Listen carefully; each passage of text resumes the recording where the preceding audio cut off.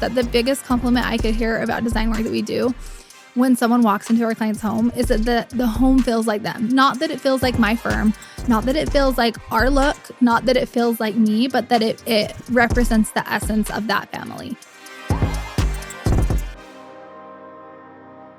What if the secret to loving your home wasn't about having the most expensive furniture or following the latest trends? What if it was about creating a space that truly feels like you, a place that supports the life that you want to live? That's exactly what Caitlin Creer, a renowned interior designer, has mastered. For over a decade, she's been transforming homes across the country into timeless, livable spaces. But Caitlin's work goes beyond just design.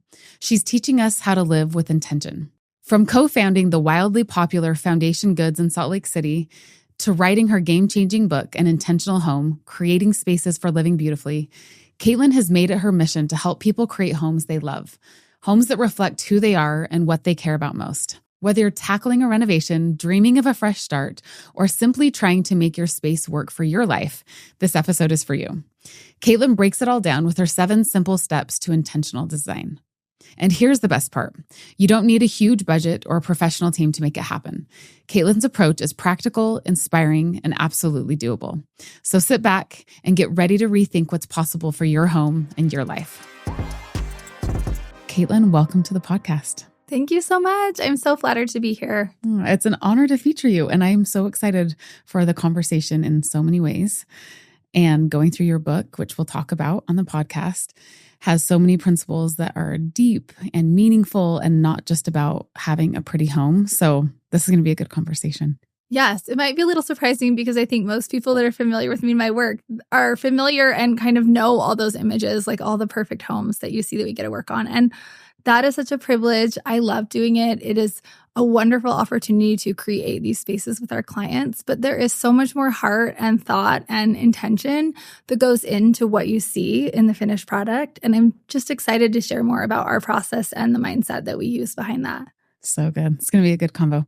First, just tell us a little bit about yourself, your background, what led you to design, and really who you are in these principles. Yes. So I grew up in Salt Lake and always loved doing creative things. Always loved art, always loved making things, always loved using my hands, always had, I guess, ideas that I was chasing of things I wanted to make or do or create, and from a really young age. And so I guess you would say like that has just innately always been a part of me and something I felt sort of driven to do from somewhere inside. And I never really saw the vision of that becoming a design career. I knew a couple people growing up that had been interior designers, and I thought what they were doing was interesting. But when I was pursuing schooling and doing kind of some of those early career things, design wasn't really on my radar even. I did some other creative things, did art history and psychology in college, and that actually has become really relevant in my design career, but just sort of followed a different path and always sort of had design in the periphery and appreciated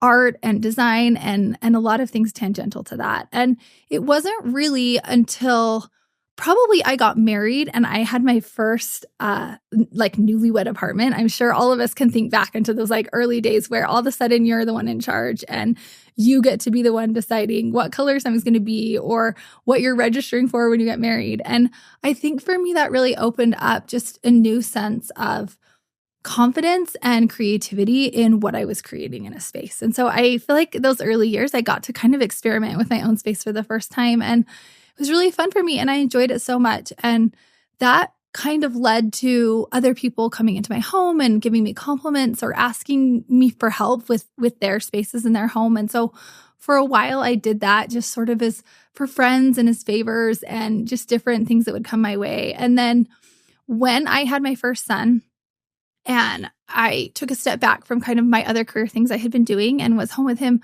I all of a sudden had this time and sort of this like space to be creative and still had the friends and the opportunities asking me for help. And so that's kind of where things really began for me and snowballed into just different opportunities of people coming to me and whether it was a paint color or a piece of furniture and asking for my opinion. And that just sort of led from one thing to another. And so then that became bathroom remodels and kitchen remodels and whole house remodels. And then that became working with people on their architectural plans for their new build project. And I feel really lucky because I had each stepping stone before me that was something that felt a little challenging and maybe a little scary, but I felt confident enough to take it on. And so through all those invitations, I was able to sort of learn a lot and progress in my skills and my knowledge. And now I have a firm based in Salt Lake City, and we do projects all over the country, ranging from mostly large scale remodels to new construction projects.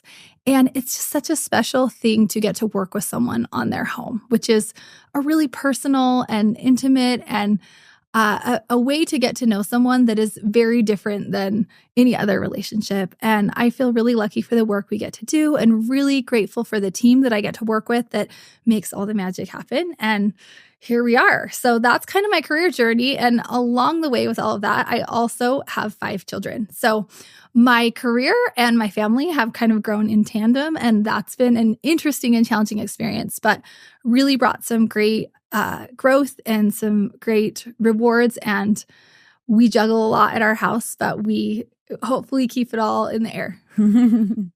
And sometimes you drop a few things, and that's okay too. Okay. If you're anything learning like what's me. okay to drop is a very valuable skill in life, right? Oh, I love this. And I love for those of you listening in to recognize as a woman that careers can grow over time in this way. Like sometimes you know what you're going to do and you go to school for that, or you're already doing it when you're young. But I know more women who this is the case, where you get asked for things, or people may say, hey, can I just get your opinion? And if you're trying to say, I want to lean into a career at this time, maybe I have an extra window, or I'm at a time and a place in my life where I have a need for a career, that's a good thing to clue into. What do people ask you about? Where do you feel like you get questions, or people are saying, you're really good at this, or I love your advice on that? That's a good thing to clue into as a woman. So just as an aside for those listening, great way to grow a career and also take it step by step. You don't need to right at the first moment say, well, if I want to be a designer, I need to start with a firm like Caitlin Creer has right now. For sure. And, I actually didn't set out initially for a lot of those things, right? Those visions and those goals and those dreams and those opportunities have come step by step. And, even the book, which is kind of the newest fun thing that I've been able to do as part of my design experience, it was something that obviously I always would have been like, that would be so cool to do. But I haven't had some step-by-step strategic plan of the things I was going to do. It has evolved over time. And I've taken time at different points in life to really just assess and say, okay, what feels right? What do I want to do? What opportunities am I having? And that wasn't my plan necessarily. I wasn't from day one like, okay, I'm going to have a family and I'm going to have a career and here's what I'm going to do. But I have had so many beneficial experiences through both of, doing that in tandem and the challenges of balancing it. And I'm really grateful for that. So good. So you have the book is your most recent venture, your design firm. Is there anything else you've been working on with the design? You have a storefront as well. I have a storefront as well that kind of evolved as a resource for the design work that we do. A lot of my professional time and attention is really spent on our client projects and the design work that we do. And I love working on design with people in their homes because you come in at a point where people have a big vision for something they want to set out to do. They have, whether it's a remodel, whether they're re-envisioning a space in their home, or they're building a family haven, or they're setting out to build their dream home, or whatever it is. But people have a vision, they have a goal, they have a higher value that they want help creating. And I get to come in my role as the designer and help them make that tangible. It's really cool. You're literally taking someone's dream and someone's vision and you're making it a physical thing. And it's a really just special experience. I think you get to understand people and understand their values and their motivations and their dreams for their family and their home. And then you get to stitch it all together. And I love that role. I love getting to come in with people and just bring it to life. Super meaningful work, especially when done from that deeper place of intention and meaning and who that family is and how they want to live in their home. I don't know if there's a greater gift. I think it's up there with all the others, greatest gifts you could give someone, to say, here's a home where you can be you and you can do the things your family uniquely wants to do. So what a cool career. Thank you. And I love that you use the word unique. That's something we think a lot about and talk a lot about with our clients, is that the way that homes are set up is very general, but the way that people live is very specific.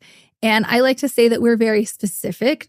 I'm a very specific designer, and that like I love getting into the nitty-gritty and the details and really creating something unique for the clients that we work with. So special. And I recently visited one of your clients' homes, actually in Connecticut, and got to spend a few days there. And it shone through in every single room. It was magical. And I've known her since we were like, before we even both had kids. We both lived in Connecticut. Then we had kids. So I've seen her from, this long perspective, and now seeing her home and what you did to bring her into it was her. The essence of the client. Her whole family, not just her, right? And yes. So leading up to this interview, it was so fun to actually be in one of the homes that you've designed and be like, oh, Caitlin does this. Yes, I love that. She gets it, and you could feel it. And my husband said the same thing about the home. Like, this is this family through and through in every way. And so it was really cool to be in the home and then prepare for this podcast and feel like, okay, Caitlin does something special. Well, I love that you got to experience that. I think that home in particular has had its own unique journey with that client. And there's actually a lot of images of that home in the book. It's been a really special project for me and a really special relationship to work with them. And we should just say our friend Lizzy. Yes, our friend also Lizzy, who is so special. But so I love that you noticed that, because I have always said for years and years that the biggest compliment I could hear about design work that we do when someone walks into our client's home is that the home feels like them. Not that it feels like my firm, not that it feels like our look, not that it feels like me, but that it represents the essence of that family. Truly, that is what we work for. And clearly, we're taking that through our filter and our aesthetic, but we do a lot of due diligence and really thoughtful work with our clients to know and understand how they want to live. And so that is baked in and permeated through every step of the essence of their home. And the fact that you took that away from that experience, I just love so much, because that's really what we work for. I could feel it. And I'm excited to have you on the podcast because we have all levels of listeners, people who maybe are in a college apartment, or like you talked about, the newlywed apartment, or maybe someone thinking about their dream home with a variety of budgets, some who could maybe afford to hire you, some who could never hire a designer at this point in time at all. And I would love to now dive into how do you get to that point? I remember being the newlywed as well. And we lived in a little loft apartment in Darien, Connecticut. And I was the same. I was like, how do I get this? And we were living on a tight budget as well. We were paying for law school for me. And so it was like, we didn't have all this excess, right? But I remember going and picking out the perfect mustard yellow wall color for the one we have wall on. Now I'm like, I would never do that color, but it was accent wall era. And I was so happy. And then a couple doors down, because it was just like shops on the bottom and lofts on the top. So some were even shops on the top. It wasn't all residential. Yeah. So two doors down was actually an interior designer and this awesome guy named Kirby and his wife. And at one point they were moving and they had all this beautiful fabric that I could have never afforded. And he had boxes of it. And it was mostly like samples and swatches or leftover pieces, remnants. And he asked if I wanted them. And so I got these boxes and I made these beautiful pillows. I bought a sewing machine. I'd never sewed in my life. I love it. And sewed with like some other backing, because most of them there wasn't enough material to do a front and a back. And I was so proud of myself. And for a lot of other people, they would have come in and been like, it's cute, maybe, but for me, I was so proud of our space and I could live in our space the way that I wanted. But it was more about like, how did I want to feel? And even the color I chose, like it was really warm and it felt really homey. And for me at that time, that represented what I wanted. Let's start, maybe dig into some of these principles, if you're okay with that, to teach the people who maybe don't have access to you, but anyone listening, to say, how can you take who you are and what you want and infuse that into your own home? I love that. And, so much of what I think what became the book, An Intentional Home, really was guided by, I think, my thought process around this and philosophy around this. I think that, so many people have been to, if you go to a beautiful space, it could be a restaurant or hotel or a beautiful, thoughtful home. Obviously homes are much more personal than public spaces. But when you go in and you see a space that was professionally done or thoughtfully done, or maybe it was, it's new or renovated or updated, and you look at it and you think, oh, everything fits and everything works and everything, there's a harmony to it that I think people feel overwhelmed by, like, oh, but they had a designer. Oh, but they had help. And I will tell you that even though that may be true, what a designer really does at a base level is they come in and they make a plan. And anyone can make a plan for their home, right? You don't need a designer to make a plan. What you need to make a plan is some time and some thought of really assessing, what are my needs? What are my higher goals for my home and my family? Who is my family? What are our hobbies? What do we enjoy? What kind of experiences do I want to have in our home together, and also for the people that we share our home with, who we invite into our home? And I think that having a clear vision of what you want to create on a higher level like that, it really guides a lot of the decision making that comes after. And I think it helps you have a mindset about what you're trying to create that takes some of the doesn't take away that there's tangible aspects to it, like picking colors or needing certain pieces of furniture, but it helps you to really understand that there's a higher guiding principle.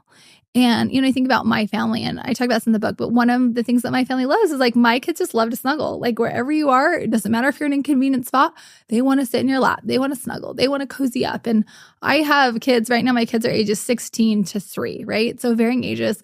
My 16-year-old is not often asking to come to snuggle with me, but my younger kids are. And so one of the things that I've done in my home is made sure there's a lot of cozy spots and blankets and just like soft places to land, that if there's a moment for that one-on-one connection with my kids, that there's an opportunity where I can pull them aside and sit them down and have that moment of connection with them. And, I think whatever it is, that's those answers to those questions of like who your family is and what your passions and hobbies and, things you like to do together, that's going to be different for each family. But I think understanding those things about yourself and then setting your home up as a supportive resource really helps you make a plan that will give you satisfaction and value in what you create.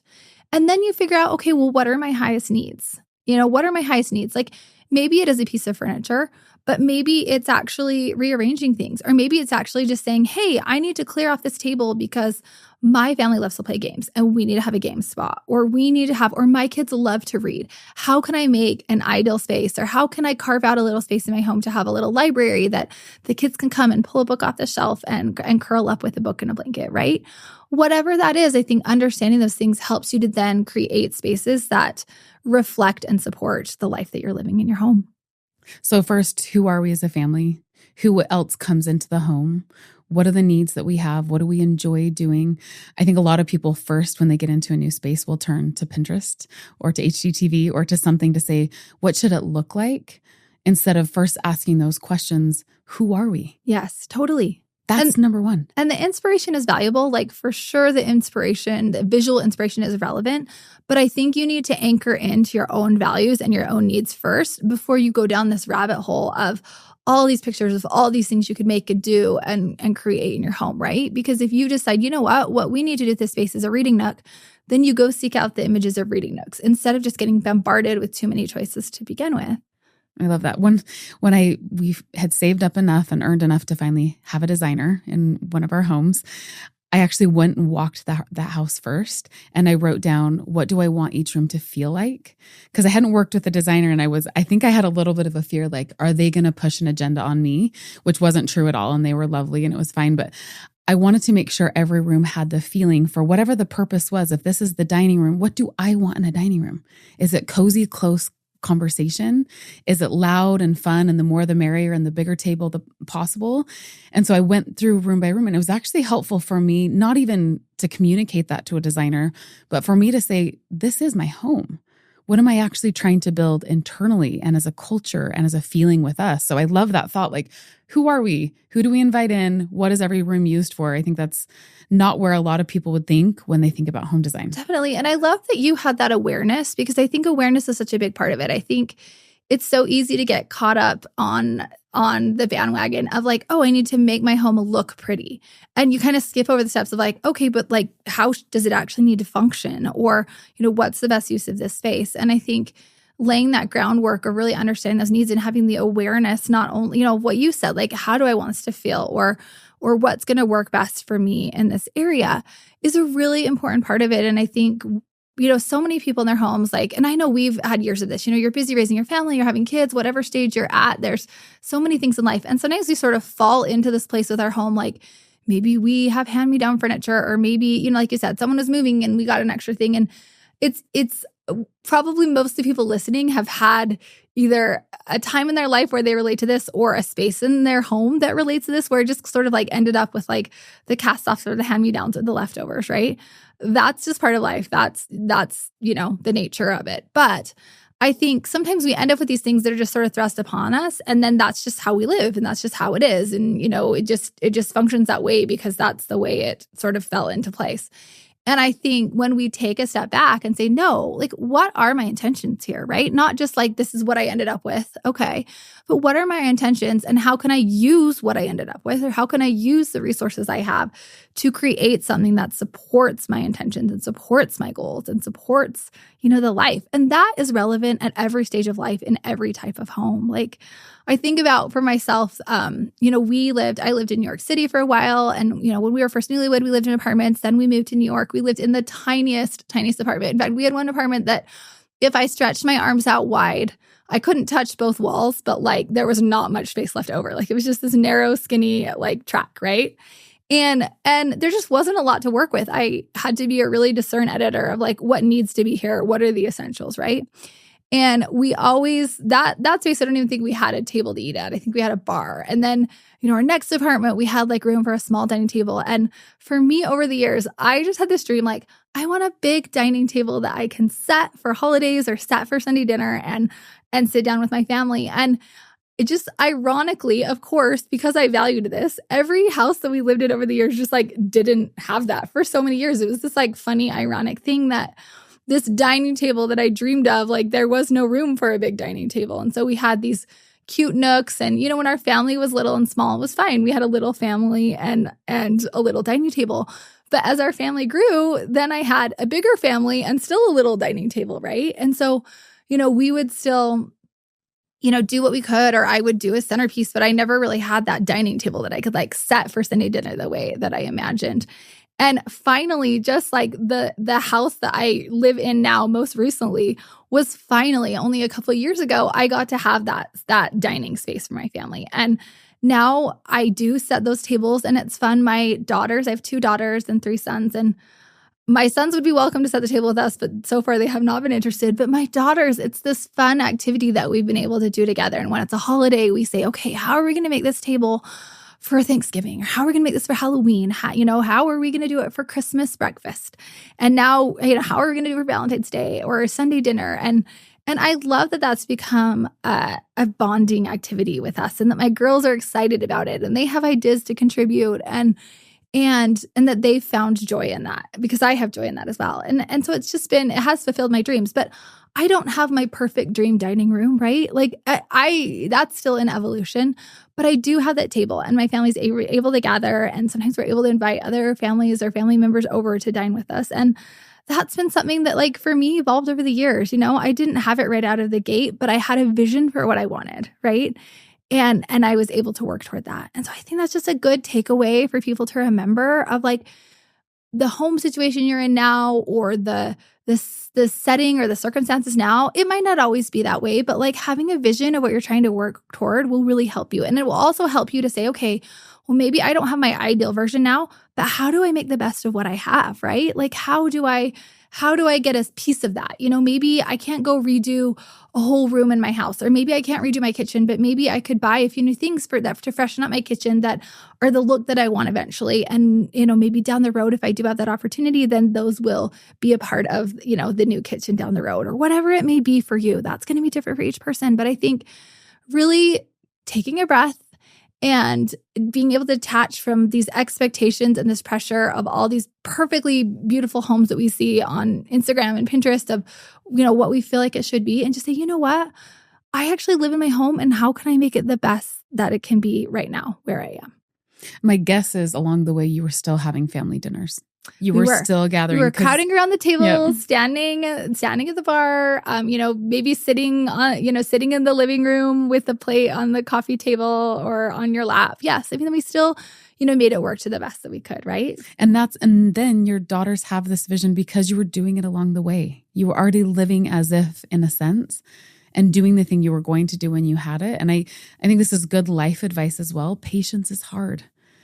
Getting to a point where you have the ideal health that you want, or the ideal home that you want, or the ideal family situation.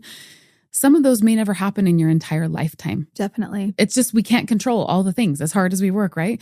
But can you live as if right now? And can you make what you have still special? And if what you're really going after is a feeling of magic around the dining room table, how can you do that with what you have at this moment? How can you live with the health you have right now, or the family that you have, and create the same feeling? Like, I think that's what we're really after. It's not the home, it's the feeling. Yeah. And it's the piece of what we're trying to capture, right? And I think that's like a great, thing to take away is like, you may not be able to have the whole all at once, right? What you said, but you may be able to have a piece of it. And that piece of it can be equally satisfying, right? And it can still give you that feeling and that experience that you're seeking. Yeah, I love that. Okay, let's jump into, I know we're not going to hit all the principles, and I've read through the book and I love it. I don't usually read. I actually have so many design books. As you can tell, I've cared from it, design and art and all that kind of stuff since I was little too, which made me so excited for this conversation. But even with all my design books, I don't usually read them through, like a practical advice for life as well. And I really enjoyed reading through your book because it was like, this is so much more and so much deeper.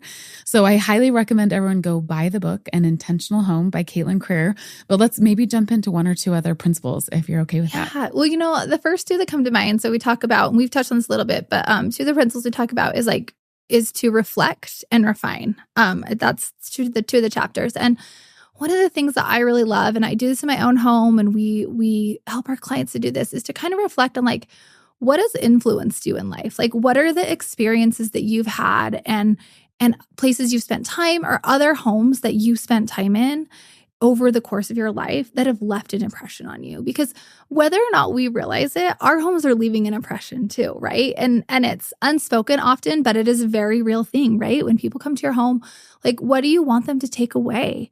And what do you want them to feel? We kind of touched on that. Like, what is that feeling you're after? And I think for me, and I think for a lot of people, somewhere inside them, there are these influences, whether or not they've taken the time to evaluate or reflect or really define what those are.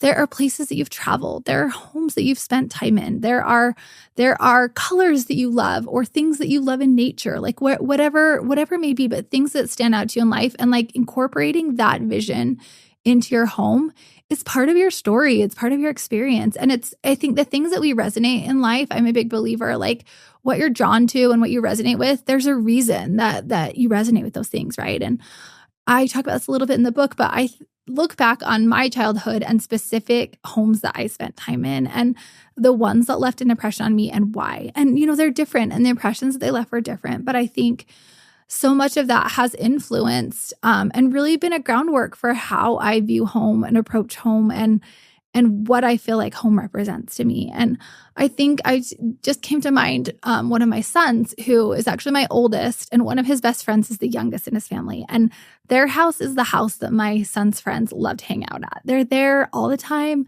And it's a fun house, and there's always, snacks in the kitchen and all things. But one of the reasons they love to be there is because the parents at that home are so engaging and welcoming to those boys. And they make it a place that the boys want to be.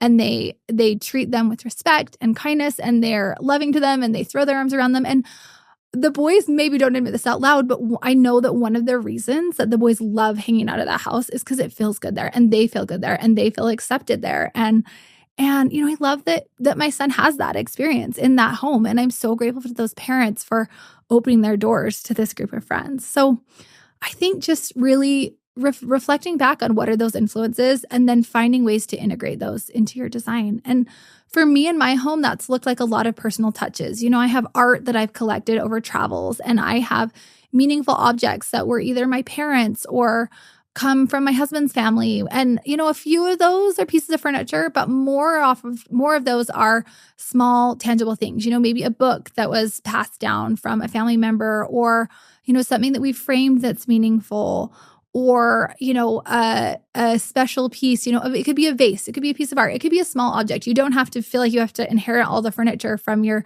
relatives to represent your history in your home, right? There's a lot of small and simple ways. And I think those things all accumulate in telling a story and having a home and a look that is uniquely yours. And I love that. And we love working with clients to get to create that. So first reflect. Where did you come from? What are the things that speak to you, that evoke emotion, meaning? How do you want to bring that into where you are now? It's the biggest, what would I call it? Trick, struggle I've had in our homes is marrying my husband's background and mine. And like, how do we do that together? Because if it's just me, I'm like, oh, I know all those things because I've thought so much about this. Yes. And then my husband's like, wait a second, I want this and I want that. And this would really make me feel at home. And I'm like, okay, how do we weave those things in too? So, but do it we've even asked our kids some as well. Like, what are some of those little things, or framing some things from their, like when they were really little, that when they look at, they feel home and they feel a part of that thing. So I love that. Reflect, gather the things that evoke those feelings you want to feel in your home. Yeah. Yeah. And then I think, so that's kind of one of the first ones. And then I think I'd also just like to share a little bit about the last one. So the last one is inhabit.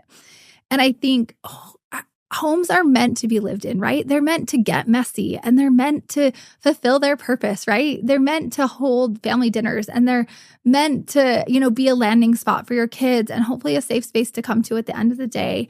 And they're also meant to grow and evolve with your family as your family grows and evolves and your needs change. And we often work with people when their needs are changing, they're shifting, right? Like maybe we have clients that are empty nesters and they're like, my kids are all gone now. And, maybe I just need different things and I need to imagine some of these rooms differently and they need to serve a different purpose now. Or, now I'm a grandma and I need to create a space that like the grandkids can come be in. Or, maybe there's just different, I think, thresholds we end up at life and transition times when that makes sense and we need to reevaluate, we need to evolve. And even over this like holiday break, I've been madly cleaning my house and reorganizing. And, I think that's a common New Year thing. My intention this year is to be more organized and not have as much stuff around that I don't need. And so I've been going through everything, just being like, okay, does this still serve its purpose? Or is this working the way that I want it to work? If not, let's reevaluate and let's, kind of reimagine this. And so I think just remembering that once you get that space just how you want it, or once you kind of get your home to a place where you're happy with it, or if you're working on it, just remember that it's meant to be lived in, and it's okay for your kids to make a mess, and it's okay. That means life's happening in your home, and life's going to happen in your home regardless, right? And so just enjoy those moments, enjoy the birthday parties and the, breakfasts, morning breakfasts, and all of those things. Like, don't forget to enjoy the moments that are happening in your home. That's the whole purpose. It is the whole purpose. If you start with like imagining the feeling you want there. In my mind, I can be a little idealistic that those moments will also be perfectly clean and perfectly organized. Yes. But really, I'm after the feeling. Yes. And often that feeling's there in the middle of the mess. For sure. And like life's happening anyway, like regardless of if you have this like immaculate house, like, there's still going to be laughter at the dinner table and blowing out the candles and all of those special moments, right? So don't get caught up in like, it needs to be this perfect vision, because like the vision of it is already beautiful, because that's what's happening underneath, the roof of your home. So good. I'm so excited for people to dig in to the book and apply all those things and build that home that they're hoping for and have the feelings they hope with their families and those they love or those that come into their homes. I'd love to take a little bit of a shift now and talk just about you as a woman and your career. And you have 5 kids and building all the things that you've built. That is a massive undertaking, especially doing it intentionally and meaningfully and with love. I'd love to just give a little advice to those as you look back to maybe college you and to the journey that you've been on. We talked a little bit about that, and my career was the same, where I didn't really know. I actually did child development go in and then wasn't sure what I was going to do after. And I decided between an interior design school in Spain that I had fallen in love with and law school, and chose law school. So my path diverged a little bit from yours. But I think it's important for women to take some time and reflect back for the women coming behind them, and to give permission to the times and the seasons and what comes, and also to the fact that women's careers usually look a little differently if they involve family, which to me is such a gift and a blessing that I have family at the core of all of it. But sometimes knowing how to put the other things around it has been tricky. So what's the advice that you would give as you've gone through? And maybe it's not your best advice, but even one piece of something that comes to mind for these women who are just looking ahead at all the things you're now reflecting back on. Oh my gosh, amazing. This could be a whole other episode. It could be a whole episode. Well, it's funny when you said look back on the college you, I think about me when I was young and just, I don't know, like maybe brave. Like, I guess I just was brave and I didn't know it. But I moved away, went away to school after I graduated high school. And looking back, I'm like, oh my gosh, like I was 18. I actually moved to New York. I went to college in New York City. Like, and I think that looking at that now, that should have been intimidating to me, but it was not at the time. Like, I just was excited. Like, I was ready to take it on. And I think in life, many times, most times, if you knew what you were getting into, you would not get into it, right? If you had the whole picture and the whole story and you knew the hard parts and the gritty parts and like the challenge that there would be, you would be intimidated, right? Or you may be like, oh, I don't know if I want to choose that. But I also think that's where the growth and the magic happens. And that's where you really learn about yourself and how you work and what your strengths are and really what you offer as an individual, like what is at the core. And so then you don't want to trade it, right? Like as hard as it is, you don't want to trade it. And as I mentioned earlier in the episode, I didn't necessarily set out to be like, okay, I'm going to be a mom and I'm going to have a career and I'm going to have 5 kids and I'm going to do all these things. Like I didn't have a master plan for that, or at least my master plan was not that path, I guess I would say. But there have been so many special experiences. And I think it's okay to give yourself permission to want other things outside of motherhood. I think that's okay, right? And I think sometimes my kids are so important to me and I adore my kids and each child has opened up a whole new world in me, right? Like I see things differently because of them. I see myself differently because of them. I value different things because of what they value. And that is such a gift, right? But me being a developed person in the same way allows me to offer that to my kids in return. And I know there are times I try really hard to be there for the important things for my kids and to be present and to have those moments of connection with them, when I can. But of course, I have this career and I have this business and that definitely takes me outside of my home. And I have really struggled like balancing that at different times of life, especially when my kids are younger. And when you have a career and you're having babies, especially when you have like little babies and you're tied to napping schedules and nursing schedules and all of the things, it's so challenging to juggle other things outside that from a scheduling perspective. And there are times when I really don't know how I've done it. I've had great people around me to support me. And I would say that's a huge takeaway of any woman who wants to pursue anything, appreciate your village. Know what resources you have in your village because the people around you and the people that are there to support you are key. And you're going to be able to be and do so much more if you have good people to support you, whether that's at work or at home or in your extended network of friends and family. And then I think just understanding that your path and your timeline is going to be what's right for you, right? And I remember about 10, I don't know, I feel like all along the way, I remember thinking, oh man, I'd have opportunities come and I'd think, I wish I was 10 years ahead in my life timeline doing this because right now I have a 1-year-old and I have this really cool opportunity or I have these challenges or responsibilities I'm juggling, in my life and at home. But then I also have this really cool opportunity that like is a really cool next step for me in my career. And it's hard to evaluate those things. And sometimes the answer will just be the timing isn't right. And sometimes the answer will be, can we talk about this later? Whatever it is. And sometimes the timing will be, you know what? I'm going to figure out a way to make this work because I want to do it.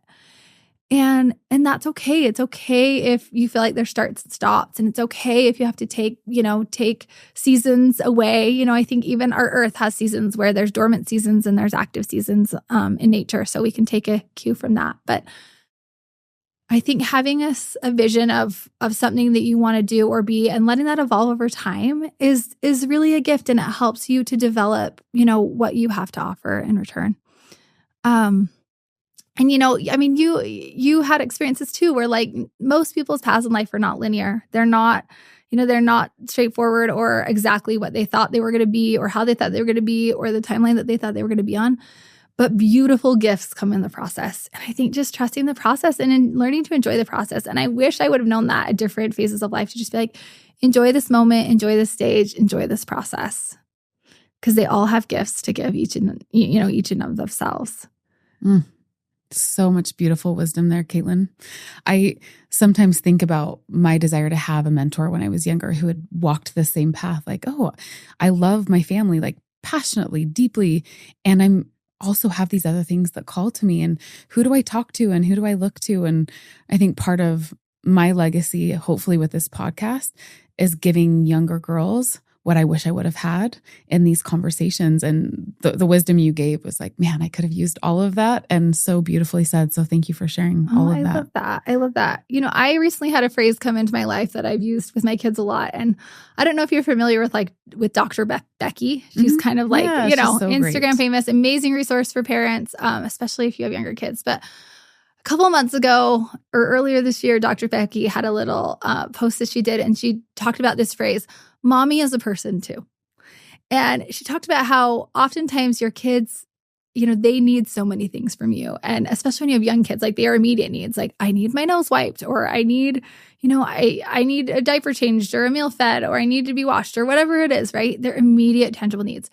And because parents are so focused on, okay, I'm helping my kids meet their needs, often our needs get put to the side or put on the back burner. And I think especially as mothers are great at, putting everyone else's needs before their own. And I loved this mindset Dr. Becky had of like, mommy is a person too. And I started using with my kids, like when I'm hungry or I'm tired or I'm taking a minute, I will say to them, hey, just how you feel this way sometimes. Mommy feels this way too. Like mommy is a person too. So sometimes you need a timeout or you need a rest, and I need that too because I'm a person too. And I think that concept extends beyond just like those immediate, tangible physical needs to just those bigger needs of, we try to find experiences for our kids that will develop and grow them. Like my kids take all sorts of lessons and play on teams and, are developing different talents within themselves to become, to just discover themselves and learn what they like and grow through those experiences. And just like we're trying to develop our kids, we're people too, right? And I think that there's something really great about recognizing that for yourself to say, okay, as a mother, as a woman, like what do I need to feel fulfilled, or what do I need to feel engaged or supported or inspired, right? And then how can I, in the sphere of my life, find a way to check that box? One thing that just came to mind a couple years ago, a client and a friend that we worked with, Courtney Grow, talked about this scene from The Parent Trap on a podcast that she was on. And she said, there's a scene, if any of you guys have seen The Parent Trap, when I can't remember which twin it is, the twin that switched goes with her mom to this like photo shoot that she's at. And her mother designs these wedding gowns, these gorgeous wedding gowns in London. They go down to her studio and she's doing this glamorous photo shoot. And this daughter, for the first time, sees her mom in this whole different light, right? Like she sees this other identity that her mom has that she's not the center of that world, but it's this whole other sphere and identity that her mom functions in. And you just see the stars in her eyes of like, how cool. I think she even says this line, like, how cool is my mom, right? And I love the concept of that because I think we need to give ourselves permission as women and as mothers to be able to function outside of our family in other spheres. And I think I'm in a phase of my life, I still have young kids, but my kids are getting older and they are getting more independent. And so the balance of that is shifting a little bit, or I'm on the cusp of having all my kids in school all day. And, your life and your time and your schedule, even, with a career, without a career, it changes when those transitions happen to your family. And so I think just giving ourselves permission, whether it's a career, whether it's opportunities to serve, whether it's classes we want to take or talents we want to develop, of like saying, okay, how am I going to develop as a person? My kids are developing. What am I going to do to develop myself? And finding the time and the ways and opportunities to expand ourselves in that way. Because when we do that, we have more to offer our family, we have more to offer others, and we grow as a result as well. So many good nuggets in there as well. Caitlin, thank you.